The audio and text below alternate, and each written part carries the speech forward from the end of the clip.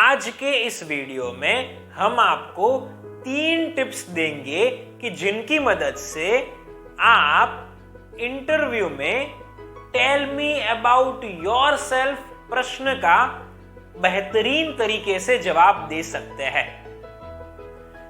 आपको interview job के लिए भी देने की जरूरत पड़ सकती है या फिर फर्दर स्टडीज के लिए भी जरूरत पड़ सकती है। तो ये वीडियो आपको दोनों केसेस में काम आएगी।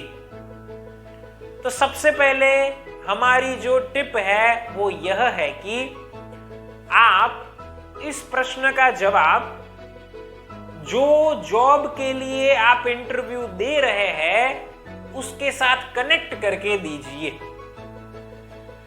आप जब इस प्रश्न को आंसर कर रहे हैं तब आपको मैक्सिमम वो चीजें बतानी है कि जो आपकी जॉब के साथ जुड़ी हुई हो।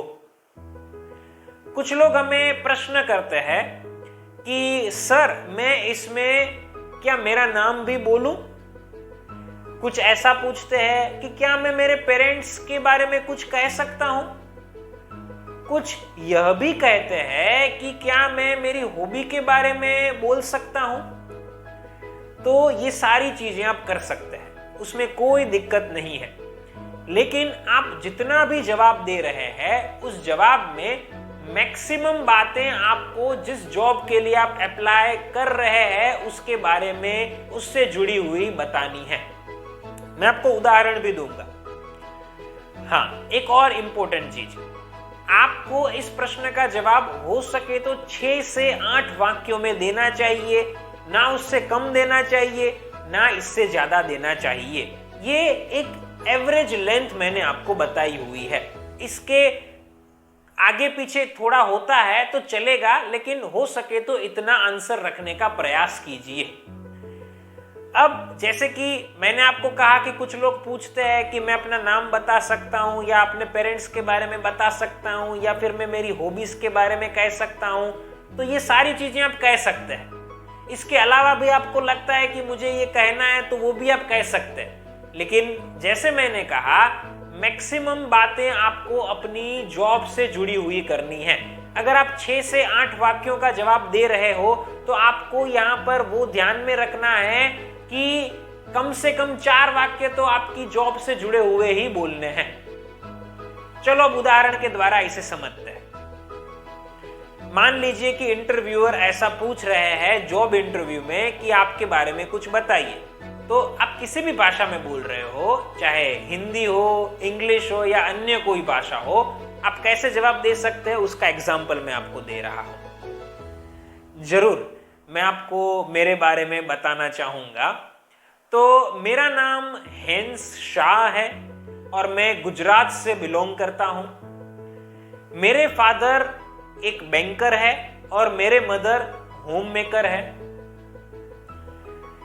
मैंने मेरी स्कूलिंग को 2015 में कंप्लीट किया हुआ था और उसके बाद मैंने चार्टर्ड अकाउंटेंसी का कोर्स किया कि जिसे मैंने 2020 में फिनिश किया। मेरे एकेडमिक्स में जो सबसे बेस्ट पार्ट था वो था मेरे सीए करने के दौरान आर्टिकलशिप का पीरियड। उस आर्टिकलशिप के पीरियड में मैंने बहुत सारी चीजें सीखी। मैंने 1 साल के लिए एक लिस्टेड कंपनी का इंटरनल ऑडिट भी किया हुआ था। उसके अलावा मेरे सीए खत्म होने के बाद पिछले 4 सालों में मैंने हमारी इंस्टीट्यूट ICAI के ऑडिट से जुड़े हुए बहुत सारे वेबिनार्स को अटेंड किए हुए हैं।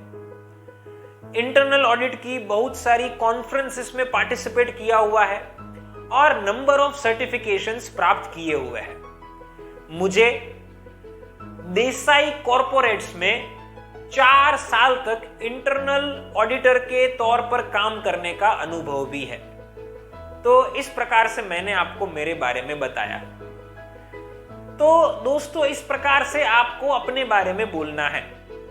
अब यहां पर मैं आपको कहना चाहूंगा कि ये तो सिर्फ उदाहरण है, ठीक है, और इसमें आप अपनी हॉबीज के बारे में भी कुछ बताना चाहो तो भी बता सकते हो, और अन्य कोई चीजें शेयर करना चाहो तो भी कर सकते हो। तो इस प्रकार से आपको ये ध्यान में रखना है कि जब भी आप इंटरव्यू देते हो तो आपकी जॉब से जुड़ी हुई मैक्सिमम चीजें बतानी है। मैंने इस आंसर के अंदर, जैसे जॉब थी इंटरनल ऑडिटर की, तो इंटरनल ऑडिट के बारे में बहुत कुछ बताया। मेरे एकेडमिक्स में जो बेस्ट पार्ट था वो शेयर किया। मैंने क्या क्या सर्टिफिकेशंस प्राप्त किए हुए हैं उसके बारे में बताया, अनुभव के बारे में कुछ बातें साझा की। तो ये मैंने मैक्सिमम चीजें उसके बारे में बताई। तो आपको भी कुछ ऐसा ही करना है, और ये पहले पॉइंट का खास तौर पर ध्यान रखना है। ज्यादा कंफ्यूज मत होइएगा, सिर्फ ये ध्यान में रखिए जो कुछ भी बोलना हो बोलिए, लेकिन मैक्सिमम चीजें आपकी जॉब से जुड़ी हुई होनी चाहिए। सिंपल।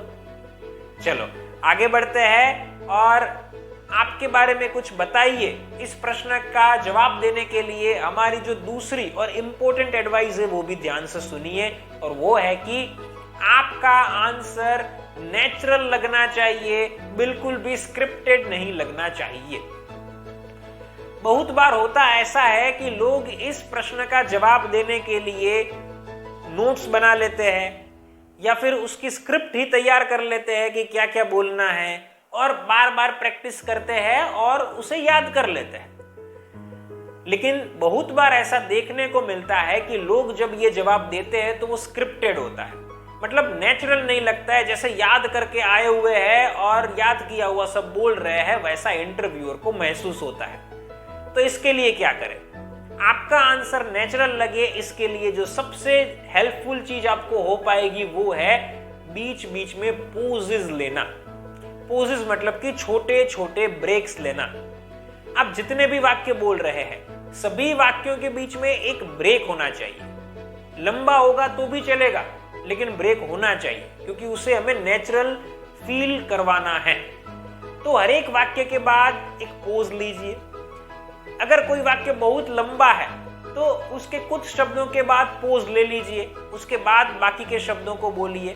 तो ये पोजेज हमें लेने हैं। जब आप पोजेज लेंगे तो आपका आंसर, बिलीव कीजिए, नेचुरल लगेगा, स्क्रिप्टेड नहीं लगेगा। तो ये टिप को भी अवश्य फॉलो कीजिएगा। आगे बढ़ते हैं, और टेल मी अबाउट योरसेल्फ इस क्वेश्चन का जवाब देने के लिए हमारी तीसरी सलाह है, वो है कि आप इस जवाब को देते ही इंटरव्यूअर के दिमाग में आपके लिए एक्स्ट्रा ऑर्डिनरी इंप्रेशन को क्रिएट कीजिए। अब आपको लगेगा कैसे करनी है, मैं आपको बताता हूं कैसे करनी है। साथियों, मैं आपको मेरे अनुभव के ऊपर से बता रहा हूं, कोई भी थियोरेटिकल बात नहीं कर रहा हूं। जो कुछ भी कह रहा हूं वो मैंने खुद महसूस किया हुआ है। तो आपको इंप्रेस करने के लिए 5 चीजों को याद रखनी है और उन्हें फॉलो करनी है। पहली चीज, जब भी आप आंसर दे रहे हो, चेहरे पर स्माइल रखो और आंसर दो। दूसरी चीज कि आप बैठे हो तो फर्म पोस्चर के साथ बैठो। जो चेयर रेस्ट होता है, बैक रेस्ट होता है, उसका इस्तेमाल करो। ऐसे आगे रहकर आंसर देने की जरूरत नहीं, आराम से बैठकर आंसर दो। तीसरी चीज कि हाथों की मूवमेंट करते रहो। एक हाथ मूव कर सकते हो या दोनों हाथ मूव कर सकते हो, तो उनको मूव करो। चौथी चीज, आपको हर एक शब्द के ऊपर भार देकर बोलना है, पिच का इस्तेमाल होना चाहिए।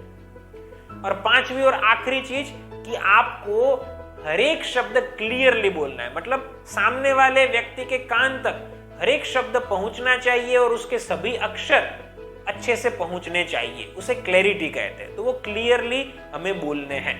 ये 5 चीजों को फॉलो करेंगे, इससे आपका आंसर डायनेमिक लगेगा और आपके आंसर से इंटरव्यूअर इंप्रेस हो जाएंगे। और एक बात भी है कि जब शुरुआत से ही इंटरव्यूअर इंप्रेस हो जाते हैं तो ये आपके लिए एक प्लस पॉइंट है, आपके लिए प्लस पॉइंट है, क्योंकि शुरुआत में इंप्रेस हो जाते हैं तो उसके कारण चांसेस है कि आपके सिलेक्शन के यहाँ पर प्रोबेबिलिटी बढ़ जाए। तो ये एक प्रैक्टिकल एस्पेक्ट मैंने आपके साथ शेयर किया है, तो इसको भी ध्यान में रखिएगा।